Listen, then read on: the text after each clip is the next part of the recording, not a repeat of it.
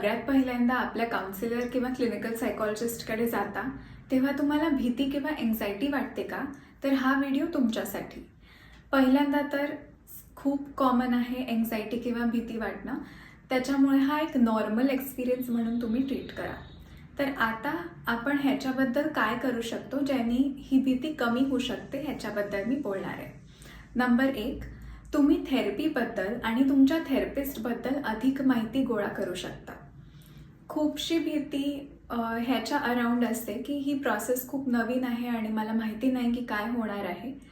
ती जी अनसर्टेनिटी आहे ती कमी होईल जेव्हा तुम्हाला माहिती मिळेल की थेरप्युटिक प्रोसेस कशी असते, तुमचा थेरपिस्ट किती शिकलेला आहे, त्यांनी असे केसेस हँडल केले आहेत का, वगैरे वगैरे. नंबर 2, तुम्ही तुमचे प्रश्न किंवा कन्सर्न्स एका नोटपॅडवर किंवा तुमच्या फोनवर लिहून काढू शकता. खूप एन्झायटी ह्याच्या अराउंड पण असू शकते की जर मी काही इम्पॉर्टंट बोलायचं विसरले तर मे बी माझ्या ट्रीटमेंटची डिरेक्शन वेगळीकडे जाईल आणि त्यांनी मला एक नेगेटिव्ह इम्पॅक्ट बघायला मिळेल माझ्या प्रोग्रेसवर. तर हे तुम्ही केलं तर तुम्ही काही विसरणार नाही. ज्या ज्या डिटेल्स तुम्हाला द्यायच्या आहेत ते तुम्ही देऊ शकता आणि त्याच्यानंतर तुम्हाला जे काही कन्सर्न्स किंवा क्वेश्चन्स असतील ते पण तुम्ही मोकळेपणाने मांडू शकता. Number 3, slow breathing. Slow breathing म्हणजे हळूहळू श्वास घेणं. त्यांनी तुम्हाला एक कामनेस जाणवेल आणि पुढे तुम्हाला काय करायचं त्याच्याबद्दल तुम्ही स्वच्छ मनाने विचार करू शकता. नंबर 4, तुम्ही कोणाला तरी तुमच्या सोबत घेऊन जाऊ शकता.